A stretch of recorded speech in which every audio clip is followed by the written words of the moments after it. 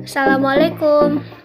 Perkenalkan, nama saya Hairun Nisa Abdillah Pane dari kampus IAIN Padang Sirimpuan, Prodi Ekonomi Syariah. Baiklah, saya akan menjelaskan tentang akad jual beli bai murabahah.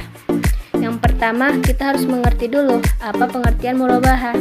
Murabahah diambil dari bahasa Arab, yaitu ar-ribu, yang berarti kelebihan dan tambahan atau keuntungan.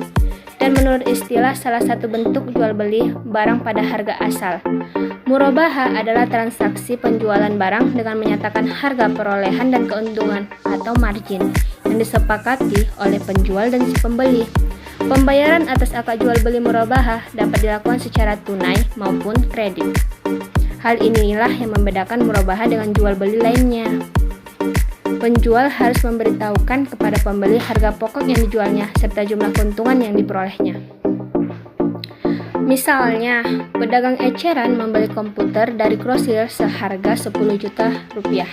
Kemudian ia menambahkan keuntungan sebesar 750.000 rupiah dan ia menjual kepada si pembeli dengan harga 10.750.000 rupiah. Pada umumnya, si pedagang eceran tidak akan memesan dari grosiran sebelum ada pemesanan dari calon pembeli, dan mereka sudah menyepakati tentang lama pembiayaan, besar keuntungan yang akan diperoleh pedagang eceran, serta besarnya angsuran kalau memang dibayar secara angsuran.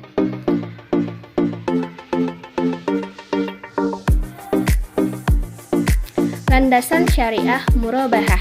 Yang pertama, Al-Quran. Firman Allah Al-Quran Surah An-Nisa ayat 29 yang artinya, "Hai orang-orang yang beriman, janganlah kamu saling memakan harta sesamamu dengan jalan yang batil, kecuali dengan jalan perniagaan yang berlaku suka sama suka." Dan yang kedua, hadis Nabi Shallallahu Alaihi Wasallam dari Said Al-Khudri bahwa Rasulullah Shallallahu Alaihi Wasallam bersabda, "Sesungguhnya jual beli itu harus dilakukan suka sama suka." Baiklah, kita memasuki ketentuan hukum dalam Fatwa Dewan Syariah Nasional Majelis Ulama Indonesia tentang murabahah ini adalah sebagai berikut. Yang pertama, bank dan nasabah harus melakukan akad murabahah yang bebas dari riba. Dan yang kedua, barang yang diperjualbelikan tidak diharamkan oleh syariah Islam.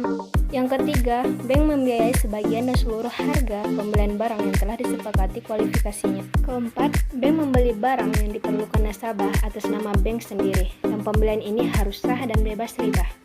Kelima, bank harus menyampaikan semua hal yang berkaitan dengan pembelian, misalnya jika pembelian dilakukan secara utang.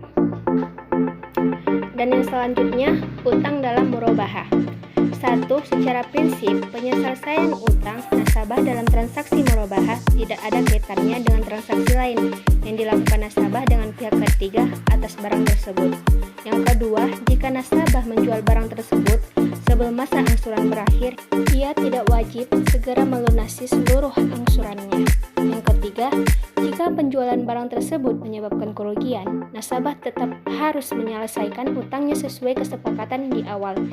Ia tidak boleh memperlambatkan pembayaran angsuran atau meminta kerugian itu.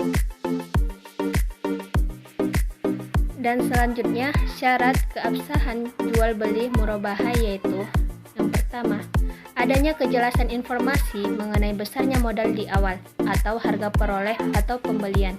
Yang kedua, adanya keharusan menjelaskan keuntungan yang diambil penjual karena keuntungan merupakan bagian dari harga atau segmen. Yang ketiga, adanya keharusan menjelaskan keuntungan yang diambil penjual karena keuntungan merupakan bagian dari harga. Keempat, jual beli murabahah harus dilakukan atas barang yang telah dimiliki atau hak pemilikan telah berada di tangan si penjual. Dan yang terakhir, kelima, hendaknya akad yang dilakukan terhindar dari praktik riba. Dan penjelasan terakhir adalah rukun dan syarat murabahah. Rukun murabahah ada 3. Yang pertama, transaktor atau pihak yang bertransaksi. Dan yang kedua, objek murabahah. Dan yang ketiga, ijab dan kabul. Dan ada syaratnya. Syaratnya murabahah yaitu: yang pertama, penjual memberitahu biaya modal kepada nasabah. Dan yang kedua, kontrak pertama harus sah sesuai dengan rukun yang telah ditetapkan. Dan yang ketiga, kontrak harus bebas riba dan lain-lain. Mungkin cukup sekian penjelasan dari saya, semoga dapat memahaminya. Sekian dan terima kasih.